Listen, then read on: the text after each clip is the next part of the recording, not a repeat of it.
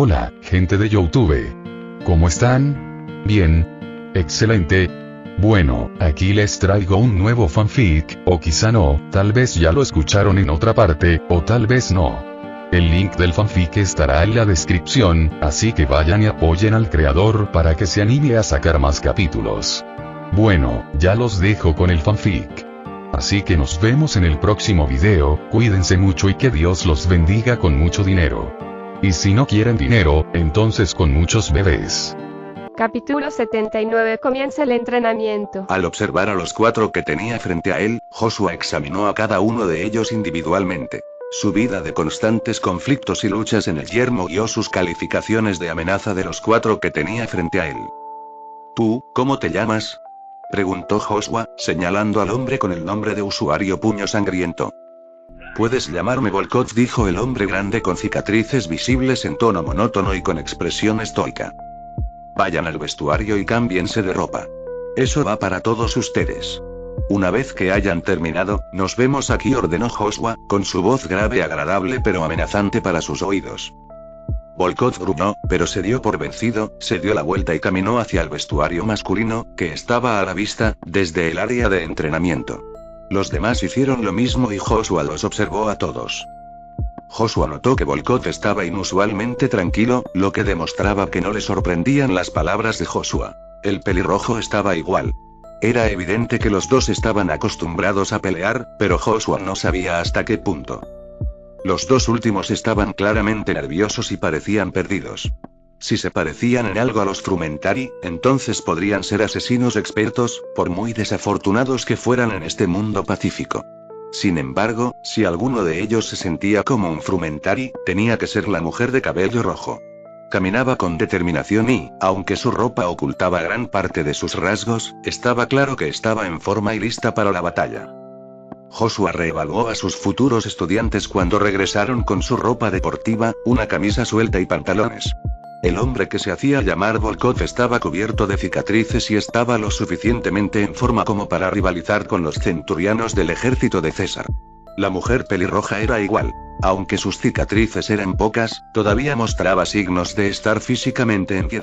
Los dos últimos, sin embargo, son frágiles y pálidos, y claramente no han enfrentado muchas dificultades con la vida y sus dificultades. Joshua se dio cuenta de que tendría mucho trabajo por delante si quería hacer que los dos frágiles fueran competentes en la batalla y estuvieran listos para lo que les esperaba. Haciendo un gesto para que Volkov subiera al ring, los demás se reunieron alrededor para mirar. Quiero que lo des todo. Ataca con la intención de matar, o no te moverás mucho durante el resto del día, advirtió Joshua mientras Volkov subía al escenario. Mientras ambos estaban uno frente al otro, Joshua le hizo un gesto a Volkov para que atacara, y él lo hizo, lanzándose hacia adelante y enviando un puñetazo directamente a la cara de Joshua. Simplemente inclinando la cabeza hacia la derecha, Joshua dio un paso adelante, y con un simple empujón, mientras ponía su pierna detrás de la suya, Volkov fue enviado al suelo debajo de él. Una vez más, dijo Joshua, dando un paso atrás. Joshua envió a Volkov al suelo repetidamente. Cada vez, la ira de Volkov crecía y, finalmente, intentó jugarle una mala pasada usando puños de bronce. Por desgracia para él, por supuesto, no funcionó, ya que para usarlo de manera efectiva, tendría que ser capaz de tocar a Joshua en primer lugar. Volkov le puso una llave de brazo restrictiva, pero se retorció infructuosamente contra la fuerza sorprendentemente mayor de Joshua y, sin poder resistirse, perdió el conocimiento. ¿Cuáles fueron sus errores?, preguntó Joshua, haciendo rodar a Volkov y poniéndose de pie. De los 3 que quedaron solo respondió una, la mujer pelirroja. Fue demasiado agresivo y dejó demasiadas aberturas que se podían aprovechar, explicó la mujer. Correcto. En la batalla, ser agresivo solo resultará un obstáculo si no tienes las habilidades para respaldar tu enfoque agresivo, especialmente cuando luchas contra alguien con más experiencia, explicó Joshua con facilidad, bajando del escenario de entrenamiento antes de caminar hacia una bolsa y agarrar un paquete de estimulantes. Volvió a subir hasta Volkov e inyectó el contenido del paquete de estimulantes directamente en el pecho de Volkov. Caminará en unos minutos, afirmó Joshua antes de patear el cuerpo de Volkov fuera del escenario sin ningún cuidado, provocando que el hombre aterrizara con un fuerte golpe. Tú eres la siguiente, señaló Joshua a la mujer que subió al escenario de entrenamiento sin dudarlo. Joshua notó su paso seguro. No tenía miedo. Ella era definitivamente hábil. No sabía cuán hábil era. De cualquier manera, ella era definitivamente más peligrosa que el hombre que actuaba más como un asaltante que como un soldado o mercenario con el que luchó antes. Le hizo un gesto para que atacara, y se sorprendió brevemente cuando ella no perdió tiempo en abalanzarse sobre él desde 10 pies de distancia. Le sorprendió lo rápida que era y, cuando lo alcanzó, inmediatamente intentó barrer sus pies de debajo de ella, pero ella literalmente saltó sobre él, agarrándolo por el cuerpo mientras trataba de ponerlo en una llave. Mientras ella se envolvía alrededor de su brazo, intentando incapacitarlo, Joshua levantó su brazo en alto, luego, con toda su fuerza, golpeó su brazo y a la mujer contra el suelo, dejándola brevemente sin aire. Desde allí, pudo soltarla, y ella rápidamente retrocedió antes de que Joshua pudiera ponerle las manos encima. Bien. Ahora, ustedes dos, comentó Joshua antes de señalar a los dos últimos, que mostraban algunos signos de miedo.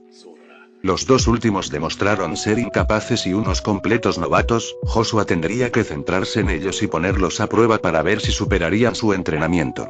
Los dos primeros, Lucky y Puño Sangriento, pueden necesitar solo un poco de entrenamiento y algo de experiencia práctica, y Joshua cree que estarían listos.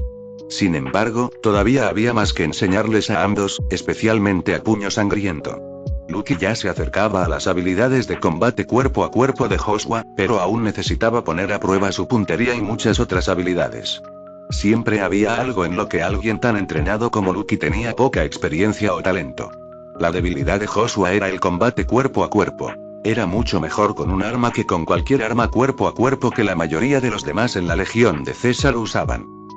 Una vez que todos estuvieron de pie y en movimiento nuevamente, Joshua guió al grupo hacia el simulador, pasando por el café, donde uno de los clones de Zeref levantó el pulgar en señal de apoyo mientras el grupo ingresaba al simulador.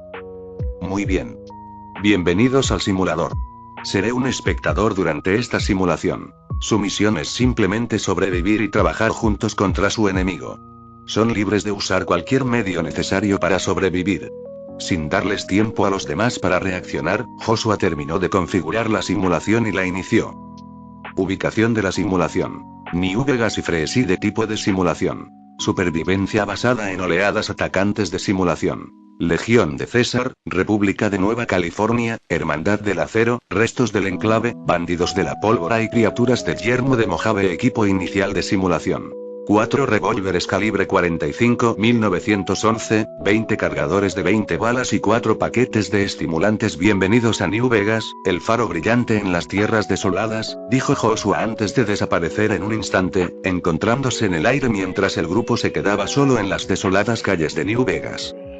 Oleada 1. Necrófagos salvajes X-15. Inmediatamente, el pequeño grupo de Ghouls apareció dentro de las alcantarillas de Freeside y se apresuró, corriendo a una velocidad inusualmente rápida para humanos irradiados que se volvieron locos porque sus cerebros se pudrían, esencialmente convirtiéndolos en zombies irradiados, lo que la apariencia de sus cuerpos apoyaba, ya que la piel colgaba firmemente de los huesos mientras parecían hambrientos.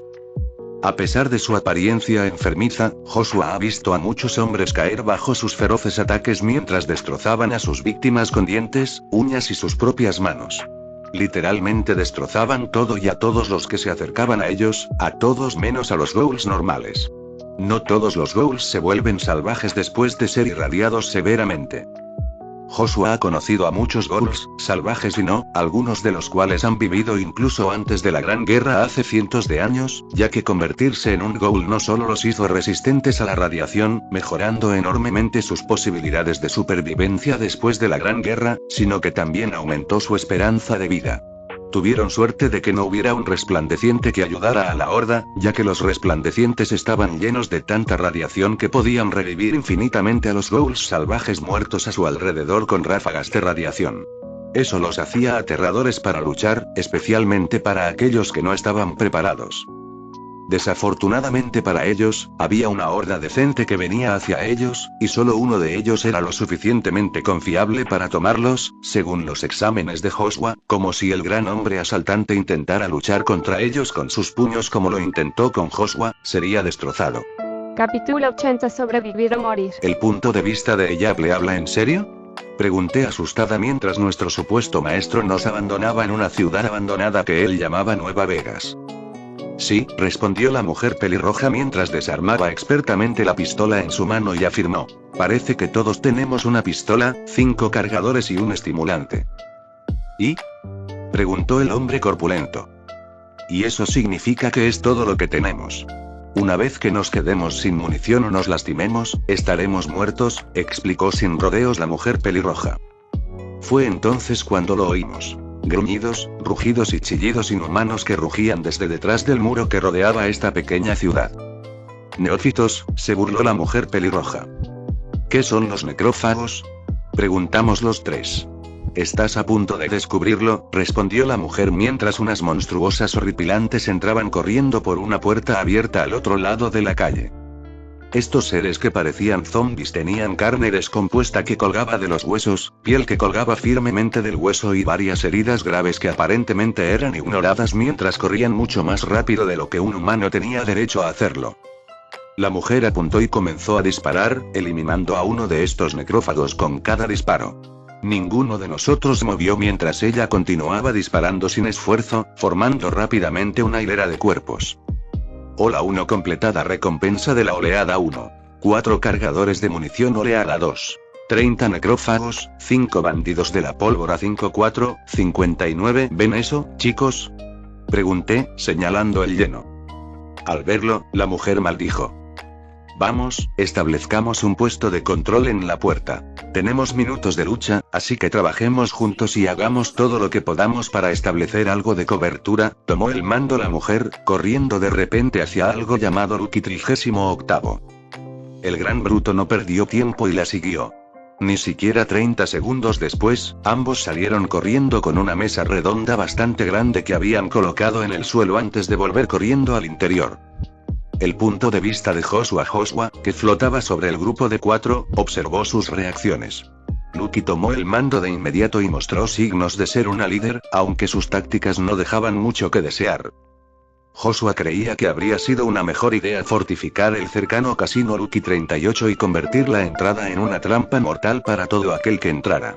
Si bien los bandidos de la pólvora pueden haber sido un poco problemáticos con su amor por la dinamita, no eran precisamente hábiles, lo que significa que podían ser fusilados antes de encender la dinamita. En cambio, Lucky, por alguna razón, decidió perder el tiempo y sacar varios muebles que pudieran usar como cobertura y que al mismo tiempo les dieran la distancia para disparar a los necrófagos salvajes y a los bandidos de la pólvora que atravesarían la puerta hacia New Vegas. Sin embargo, esta táctica no durará para siempre, ya que surgirán más enemigos. Tal vez estaba planeando colocar trampas alrededor de la puerta para dificultar el paso de los enemigos. Sin embargo, eso también dejaría de funcionar, ya que las facciones más grandes intentarían otras rutas para ingresar a New Vegas, ya sea las alcantarillas, el sistema de monorraíl o atravesar el muro de chatarra que rodeaba la ciudad. Su táctica habría sido mejor si su grupo hubiera sido más grande, pero con solo 4 de ellos, durante las primeras 12 rondas aproximadamente, habrían tenido más éxito simplemente fortificando el Lucky 38, en opinión de Joshua. Sin embargo, todavía quería ver los resultados de su plan y si funcionaría o no. La primera oleada de la segunda ronda estuvo formada por 30 necrófagos salvajes, que una vez más atravesaron la puerta y acabaron acribillados por Lucky y Puño Sangriento, mientras que los otros 2 jugadores solo dispararon unos pocos tiros. Tras ellos, 5 bandidos de la pólvora atravesaron la puerta unos minutos después y fueron abatidos a tiros. Joshua se sorprendió un poco al ver que Lucky y Bloody Fist eran tan despiadados, especialmente considerando el estado de su mundo. Mataron a tiros a los hombres sin dudarlo. Los otros 2, por otro lado, se quedaron paralizados. Según sus registros de juego, Eyable y Jamie jugaron Resident Evil. En él, tuvieron que luchar contra humanos mutados que actuaban de manera similar a los ghouls, solo que más lentos, más débiles y contagiosos. Los ghouls en su mundo no eran contagiosos de ninguna manera, sino que solo surgían debido a la radiación. Los zombies en Resident Evil fueron causados por un virus o contagio que reanimaba cadáveres que atacaban agresivamente cualquier cosa cercana. Joshua pensó que Eyable y Jamie no dudarían en luchar contra un humano vivo en lugar de un cadáver reanimado, pero se demostró que estaba equivocado. Continuando con sus observaciones, Joshua observó cómo Lucky saqueaba los cuerpos de sus pistolas de bajo calibre y escopetas de caravana antes de apoderarse de parte de su dinamita y armar una especie de trampa con un cable trampa que haría estallar la dinamita. Para sorpresa de Joshua, ella instaló la trampa en Lucky 38, específicamente en su entrada y otra en la puerta de New Vegas. ¿Qué estaba planeando? Oleada 3. X-20 pandilleros de la pólvora y X-15 demonios. Joshua se dio cuenta de que tendrían que luchar contra 35 enemigos y se dio cuenta de que se enfrentarían a su primer obstáculo notable. Un ataque frontal por parte de un grupo más grande que ellos. Si cometían un solo error, todos morirían. Joshua sabe que incluso él tendría problemas contra un grupo tan grande si no estuviera preparado o bien equipado. El primer grupo que apareció fueron los Powder Gangers. Los Powder Gangers, por lo que había oído, eran un grupo de prisioneros de la RNC que escaparon de una prisión donde la RNC los obligaba a realizar trabajos forzados y, por alguna razón que todavía lo desconcertaba, les suministraban dinamita para que hicieran su trabajo. ¿Por qué les daban explosivos a criminales conocidos, asaltantes y quién sabe qué más? Era algo que Joshua no entendía, pero él ya sabía que la RNC era un gobierno corrupto y despiadado que proclamaba ser el sucesor de los valores de los Estados Unidos de antes de la guerra, como la democracia, la libertad personal y el Estado de Derecho, algo que no duró mucho, ya que los varones brahmanes ascendieron al poder y acumularon influencia. Al final, la RNC se convirtió en otra forma de corrupción del viejo mundo. En cuanto a los demonios, eran un azote para el yermo de Mojave y demostraron ser una amenaza constante para cualquiera que viajara al oeste de New Vegas, ya que ahí es donde reclamaban su territorio. Los demonios eran muy parecidos a los Raiders, la escoria de la humanidad que mataba, saqueaba y violaba a su antojo, solo que los demonios lo llevaron al siguiente nivel, volviéndose increíblemente obsesionados con varias sustancias químicas y drogas que eran comunes en todo el yermo, como Med-X, Sicho, Buffout, Jet, Hydra, Daytripper, Steady, Turbo y quién sabe qué más, volviendo locos a muchos de ellos por sus adicciones. Los bandidos de la pólvora fueron los primeros en llegar a New Vegas, pero uno de ellos empujó el cable trampa y encendió la dinamita escondida alrededor de la puerta. Casi la mitad de los bandidos de la pólvora murieron, y aquellos que se vieron atrapados en la explosión sufrieron la explosión de su propia dinamita, lo que provocó una explosión en cadena que abrió por completo la puerta y formó un agujero y un cráter bastante grandes en el hormigón. Fue entonces cuando los demonios se lanzaron a través del humo, gritando y chillando mientras Lucky y Volkov comenzaban a acribillarlos a balazos. Sin embargo, con todas las sustancias químicas circulando por los sistemas de los demonios, estos no se preocuparon por las balas sino era un golpe fatal, lo que significa que algunos de ellos alcanzaron rápidamente al equipo de 4 que se escondió detrás de su pequeña cobertura. Lucky saltó hacia atrás cuando uno de los demonios la atacó con su taco de palo. Levantó su arma y, de un solo disparo, una bala atravesó la cabeza del demonio. Otro con un machete se abalanzó sobre ella, y ella cayó sobre sus pies, barriendo las piernas del demonio debajo de ellas, haciéndolas caer antes de que una bala entrara también en sus cabezas. Para gran sorpresa de Joshua, sus estudiantes eran más hábiles de lo que esperaba. Bueno, 2 de ellos lo eran. Los 2 últimos, una vez más, demostraron ser inútiles contra los demonios que los atacaron y estaban en medio de una paliza. Cuando finalmente acabaron con el último demonio, apareció otra notificación en el cielo. 5459 Oleada 3. X30 demonios, 15 Cans capítulo 81 crecimiento sin precedentes. Mientras dejaba a Joshua en manos de los pobres bastardos que decidieron tomar sus lecciones, saludé a todos los clientes nuevos y antiguos que visitaban el café. Incluso vi regresar a Poison Ivy, aparentemente exitosa con lo que fuera que estaba haciendo. Entonces, ¿planeas hacer un plan de respaldo para el planeta y toda la flora y fauna que lo habitan? Le pregunté a Ivy, curiosa. Sí, Swamp Thing y yo hemos pasado la última semana concentrados en reunir tantas muestras y semillas como sea posible.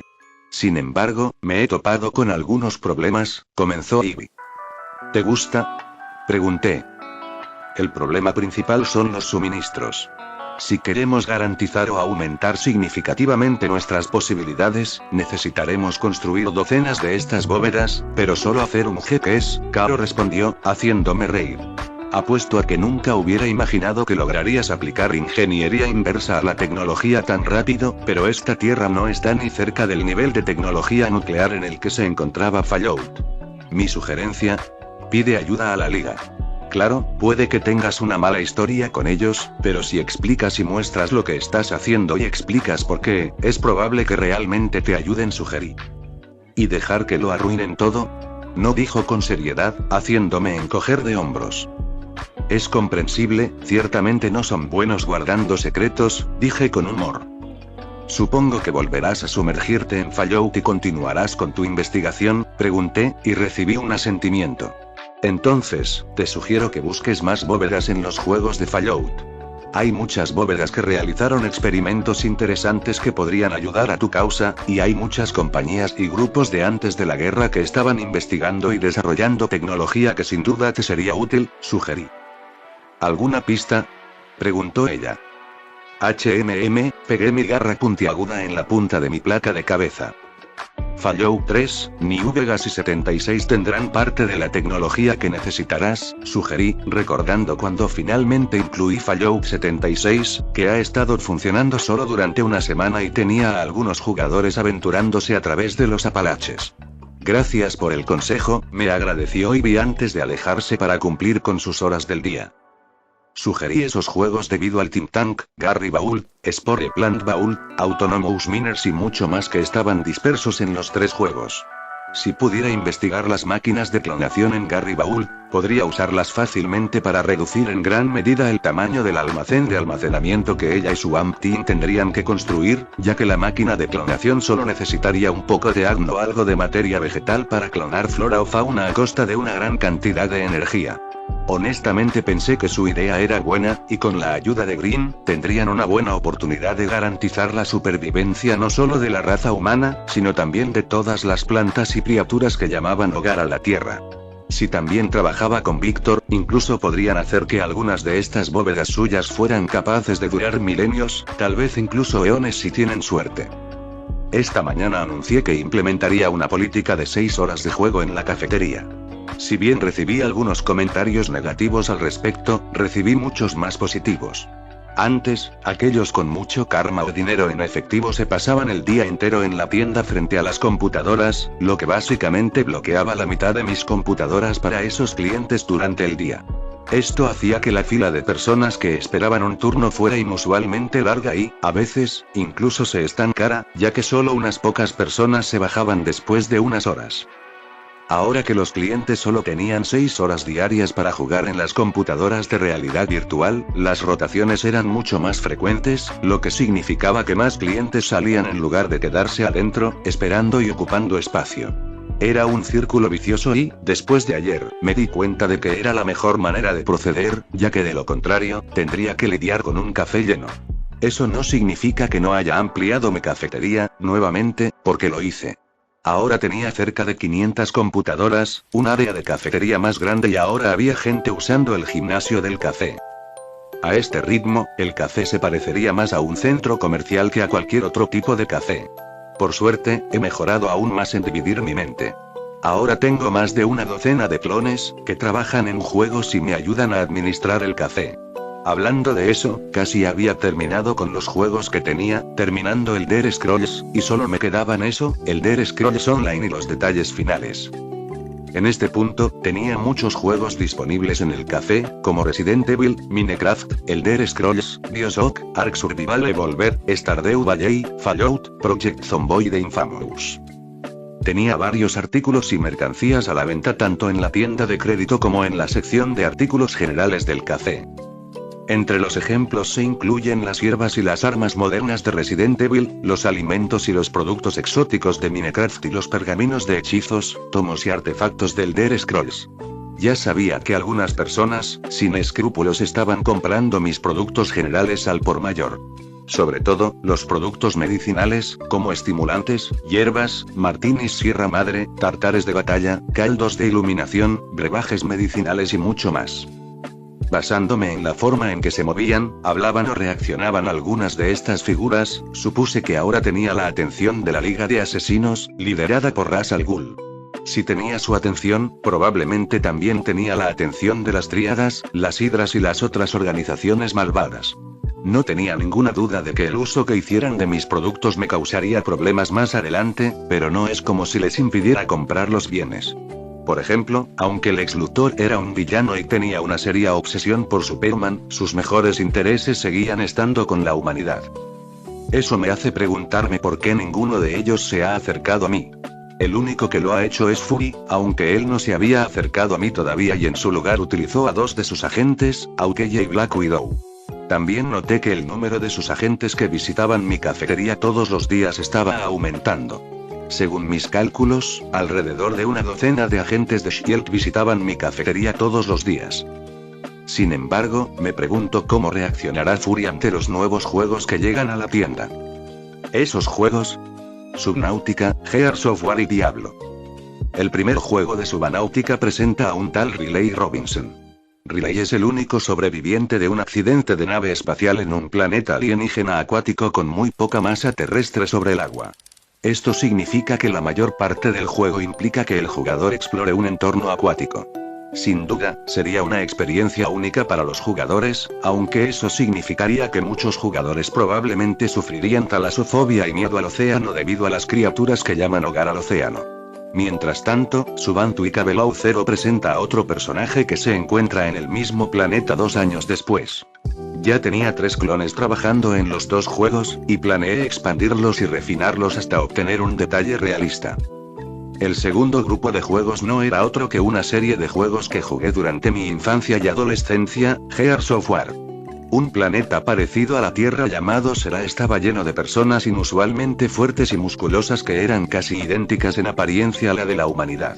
Estos seranos estaban endurecidos por la guerra y la violencia, y con la mayor gravedad de su planeta, muchos de sus guerreros se parecían más a los culturistas que a la gente normal. Aparte de eso, el planeta tenía otra raza inteligente de humanos mutados escondidos bajo la superficie, llamados los Locastoard. Estos humanos fueron mutados por la fuente de energía única del planeta, la emulsión, y el ADN extraño.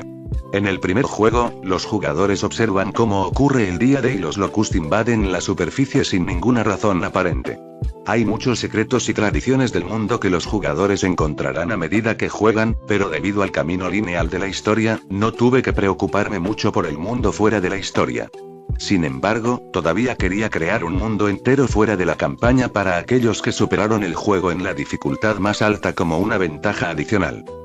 La última serie de juegos es una que nunca había jugado antes, pero sabía que a muchas personas de mi antiguo mundo les encantaba.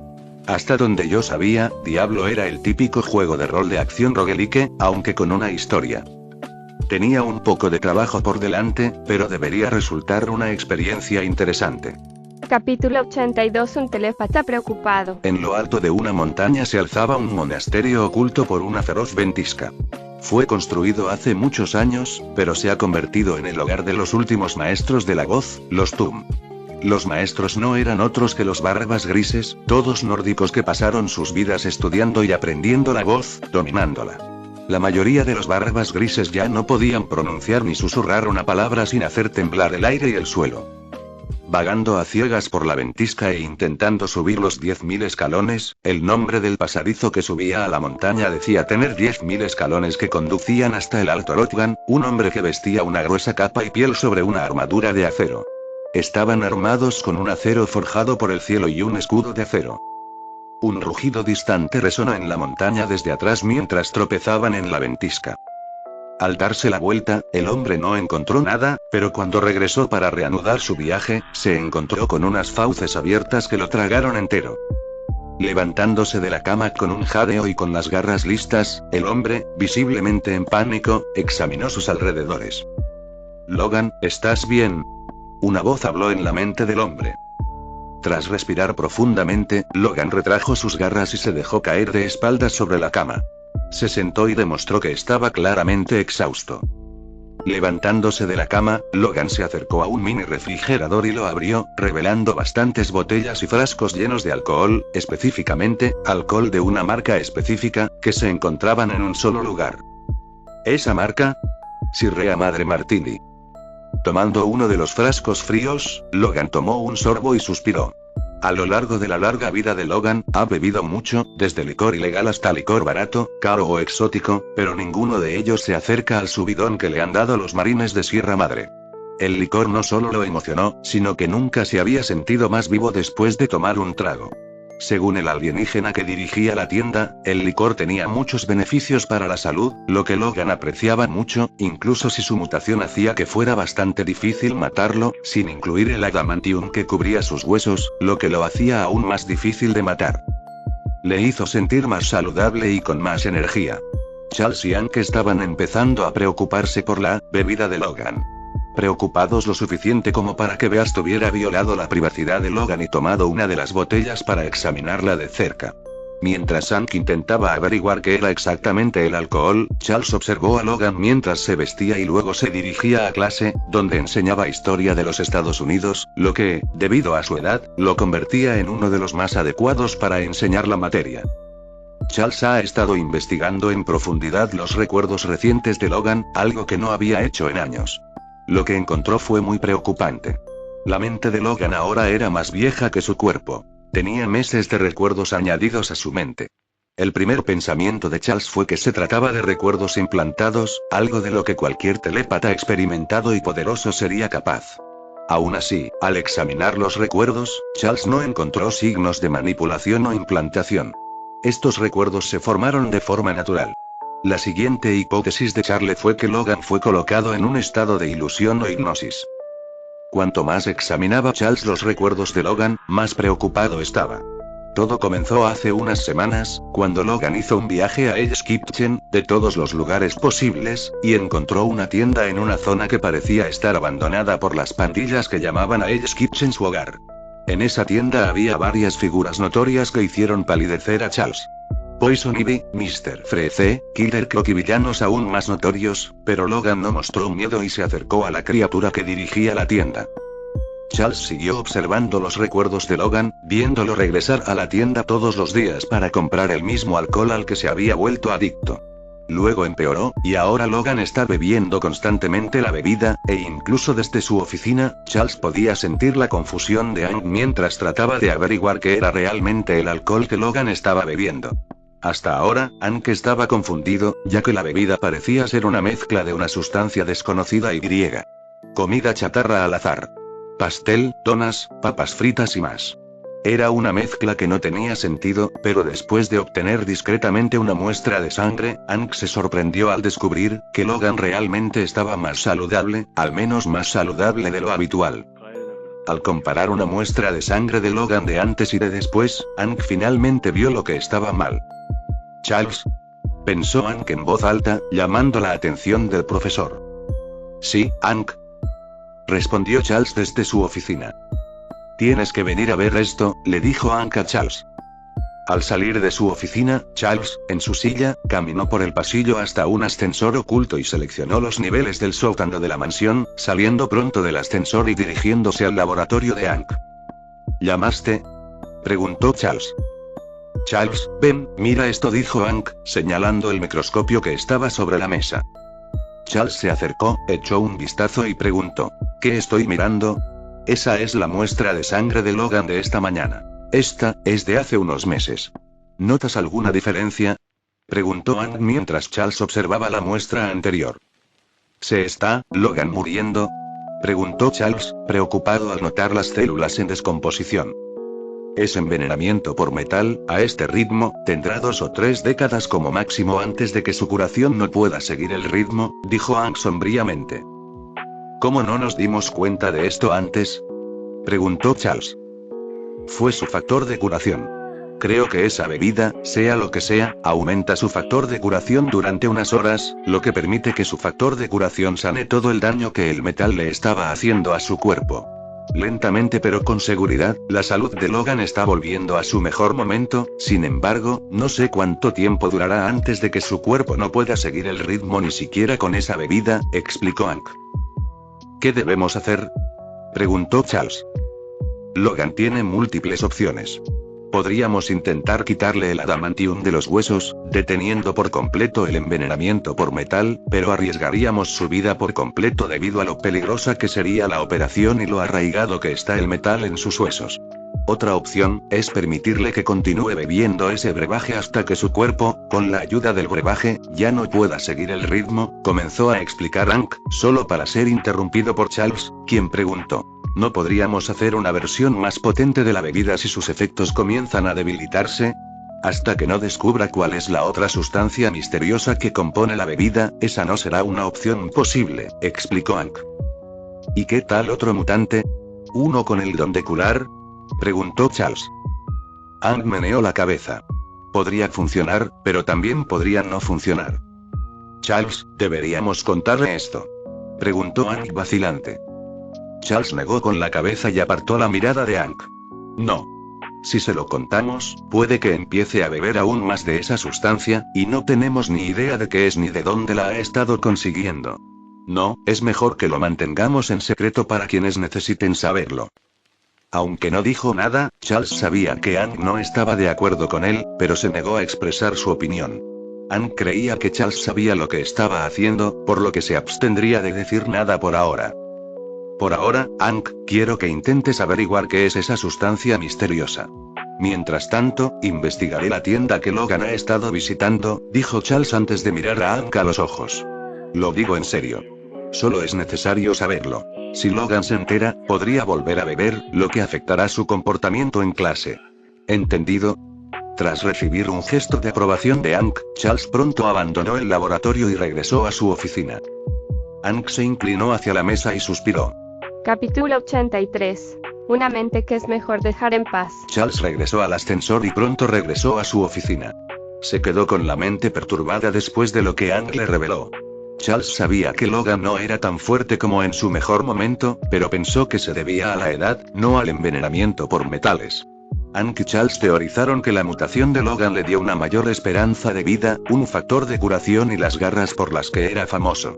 Logan nació a principios de la década de 1880, por el amor de Dios, y luchó en la Guerra Civil, la Primera y la Segunda Guerra Mundial y Vietnam. Logan era un veterano con trastorno de estrés postraumático, por lo que Charles y Hank pensaron que era solo la edad lo que lo estaba afectando, pero si realmente fue solo el envenenamiento por metales lo que debilitó a Logan, matándolo lentamente, ¿cuánto tiempo habría vivido Logan sin que el metal lo envenenara? La mutación de Logan solo comenzó a surtir efecto después de que se convirtió en adulto, deteniendo su envejecimiento por completo. Incluso ahora, Logan todavía parece un adulto de unos 30 años, aunque cuando dejó de envejecer, parecía más un adolescente para quienes lo rodeaban, ya que la esperanza de vida no era la que es hoy en día. Charles se preguntó si sería posible extraer el adamantium que cubría los huesos de Logan. El metal especial tenía un punto de calentamiento tan alto que extraerlo de Logan solo serviría para quemar al hombre por dentro y por fuera. Incluso entonces, no tenían idea de cuánto adamantium cubría los huesos de Logan, ni cómo exactamente el mayor Striker y el gobierno lograron recubrir los huesos de Logan en primer lugar sin matarlos. Striker estaba oculto de la mente de Charles y, por lo que él sabía, el mayor Striker podría estar muerto después de todos estos años. Todos los relacionados con el proyecto estaban muertos y los recuerdos de Logan de esa época eran indescifrables. Al llegar a su oficina, Charles se preguntó cómo abordar el tema. ¿Deberían decírselo a Logan, dándole una esperanza que bien podría ser falsa? No. Charles no podía arriesgarse a decírselo a Logan. No había nada que pudieran hacer al respecto. Si se lo contaban a Logan, seguramente haría algo monumentalmente estúpido o suicida, o tal vez aceptaría su destino, sabiendo lo cansado que estaba Logan de su vida aparentemente inmortal.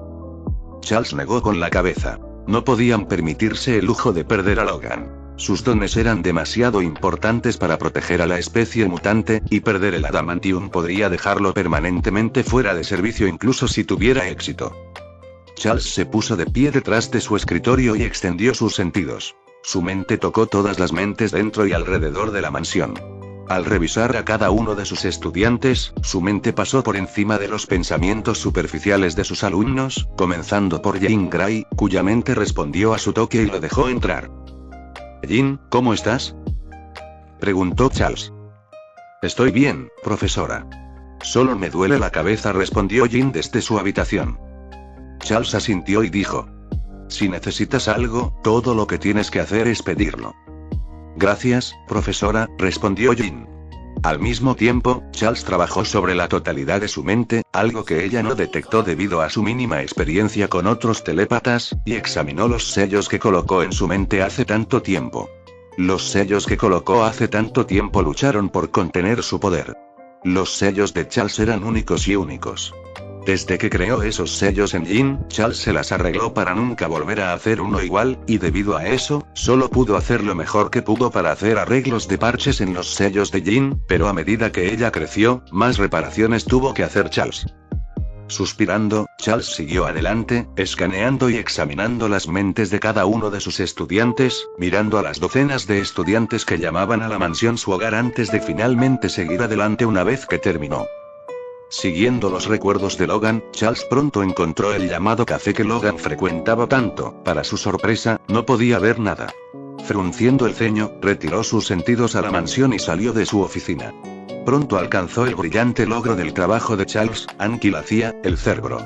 Una máquina capaz de mejorar las habilidades telepáticas de Charles a un nivel planetario, lo que le permite sentir a todos los mutantes y humanos del mundo con facilidad, todos al mismo tiempo. Por supuesto, después de que se construyó la máquina, Charles la obtuvo y eliminó o alteró los recuerdos de todos los involucrados en su creación antes de trasladarla a su mansión. Él también lo hizo. Si la CIA hubiera conservado la máquina, no tenía ninguna duda de que el gobierno la habría utilizado para descubrir mutantes ocultos en los Estados Unidos y en el resto del mundo. Charles bajó por el puente hasta el centro de la máquina esférica y hueca y se detuvo frente a una consola. Extendió la mano para agarrar un casco conectado a muchos cables, se lo puso, presionó algunos botones, accionó algunos interruptores y cerebro comenzó a encenderse en unos momentos.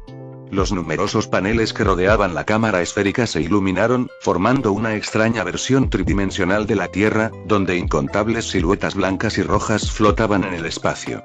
Cada silueta era una persona, y las blancas representaban a los humanos normales y las rojas a los mutantes. Al tomarse unos minutos para enfocar su mente en el café, se encontró con cientos de siluetas que rodeaban la tienda, tanto por dentro como por fuera. Fue entonces cuando lo notó. Alrededor de toda la tienda, había una docena de vacíos en el espacio, espacios en blanco completos que el cerebro ni siquiera podía detectar o ver. Luego apareció la segunda anormalidad, una extraña silueta dorada.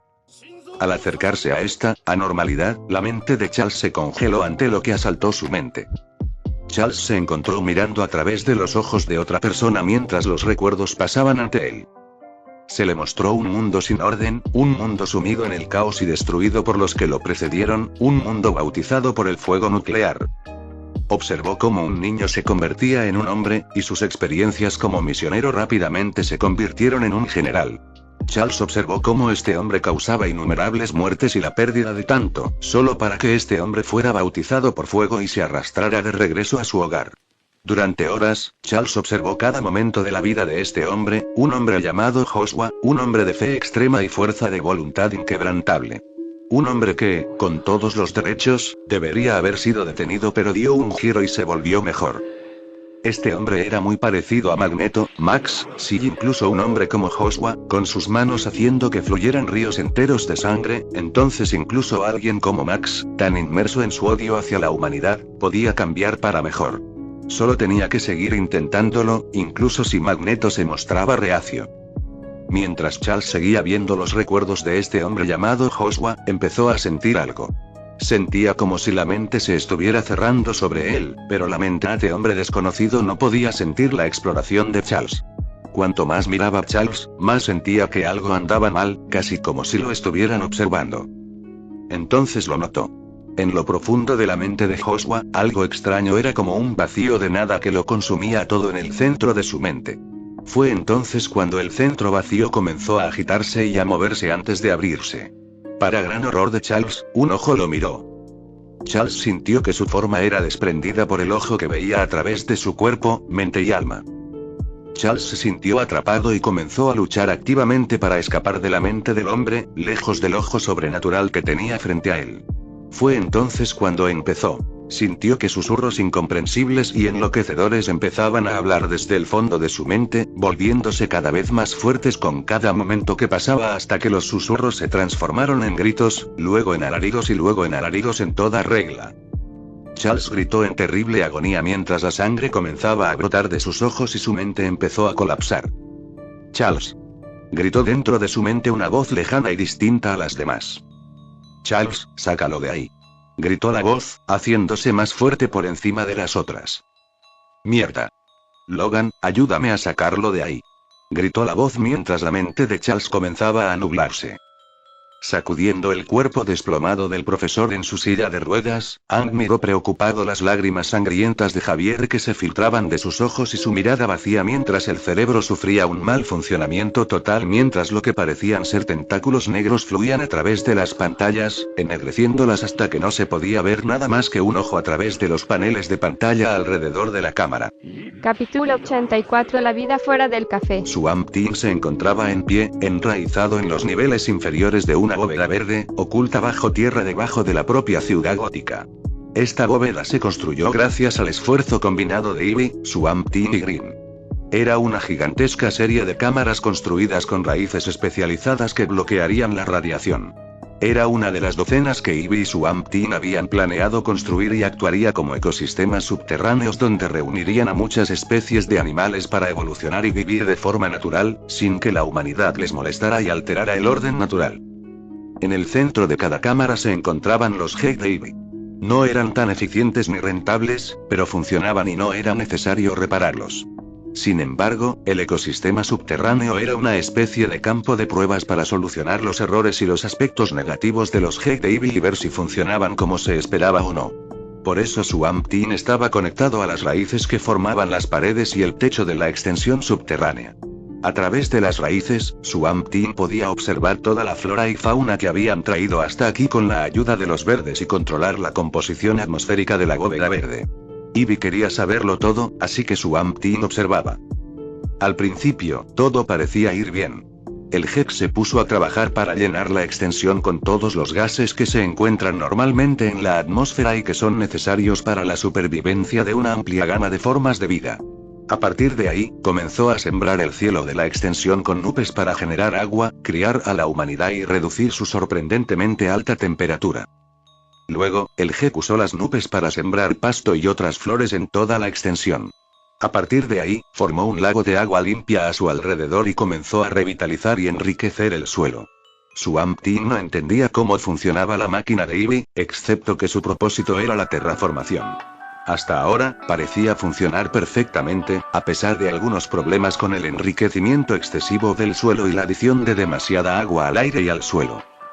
Por ahora, Swamp Thing continuaría vigilando esta bóveda verde que albergaría generaciones de vida, oculta sin obstáculos del mundo de la superficie.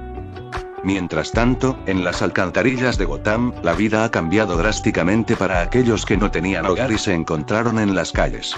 Incontables comunidades pequeñas y grandes se construyeron en el transcurso de varias semanas a medida que más vagabundos sin hogar de todos los estados eran enviados por sus ciudades a Gotham.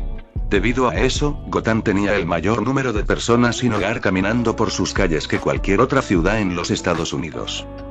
Estas ciudades fueron construidas a través del esfuerzo combinado de Waylon y las personas sin hogar, quienes lo consideraban un amigo.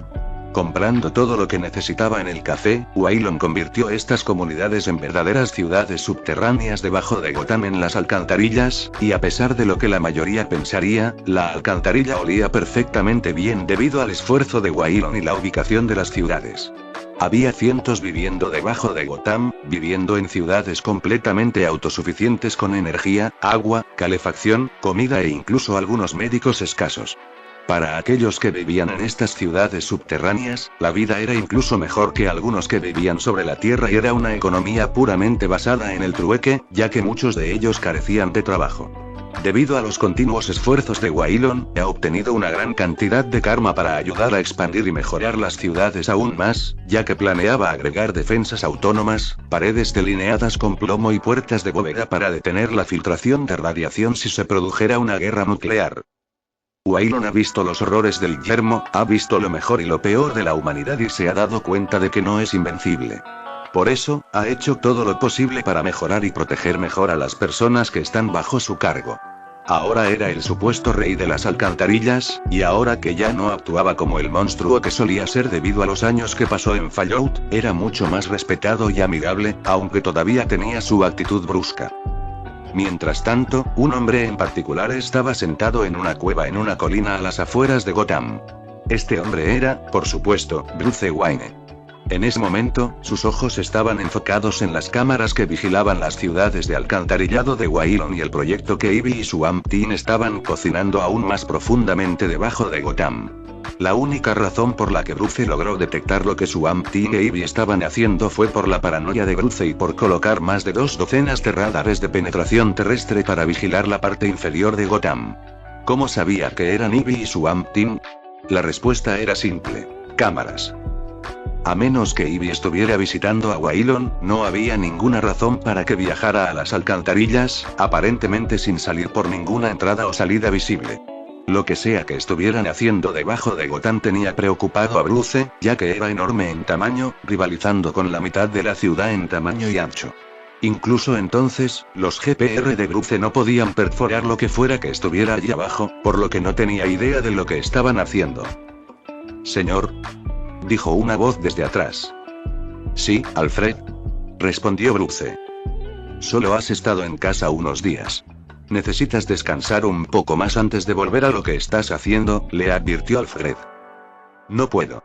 Estuve fuera durante más de una semana y la tasa de criminalidad se ha disparado. Necesito volver y acabar con esto de raíz antes de que se salga de control, explicó Bruce antes de levantarse de su silla. Bueno, entonces, al menos antes de irte, deberías al menos comer tu cena, sugirió Alfred con una mirada dura, sin aceptar un no como respuesta. Suspirando pero esbozando una sonrisa, Bruce aceptó y Alfred lo condujo escaleras arriba, a la mansión, hasta el comedor. Encontré una mejor fuente de nuevos ingredientes de gran calidad, por lo que la comida es aún más excelente, señor, afirmó orgulloso Alfred. Alfred se sentó en su asiento, tomó un plato que estaba cerca y lo colocó frente a Bruce, con una ceja levantada por la declaración de Alfred.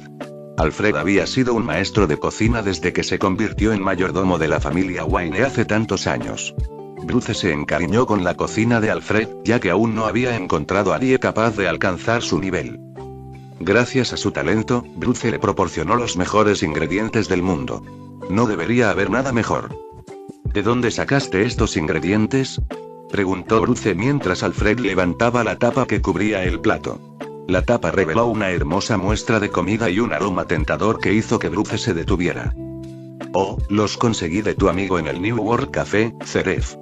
Creo que se llamaba, dijo Alfred, pensando, lo que hizo que Bruce se detuviera a mitad de camino hacia los cubiertos cercanos. ¿Puedes repetir eso?, preguntó Bruce. Mientras tanto, en el sótano de una fábrica abandonada, Kyle estaba manipulando el panel de un Protectron. Los Protectrons eran robots bípedos y torpes que se encontraban comúnmente en Fallout to Asteland. Los Protectrons servían como todo tipo de cosas, desde técnicos en emergencias médicas, oficiales de policía, bomberos y trabajadores de la construcción hasta cosas como camareros, meseros, personal del parque y mucho más. Los Protectrons, aunque torpes y lentos, significa que tenían suficiente espacio dentro de sus torsos y cabezas en forma de cono para permitir un blindaje y blindaje más gruesos.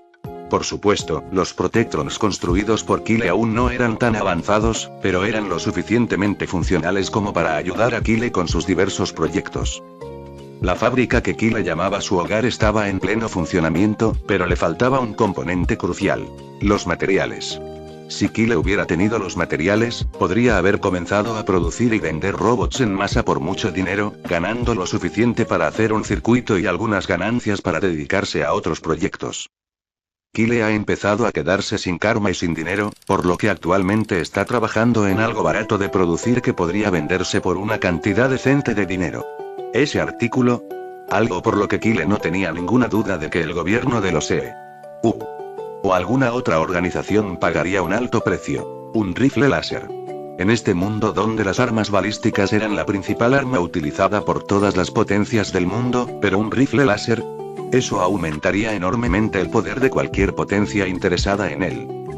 En ese momento, Kyle tenía una docena de estos rifles guardados en una caja, listos para ser vendidos de inmediato si así lo deseaba. Solo tenía que encontrar un buen comprador. Quizás Ceref conocía a alguien que necesitara buenas armas. Tal vez alguien incluso estaría dispuesto a contratar a Kyle para fabricar más. Fin del capítulo 84.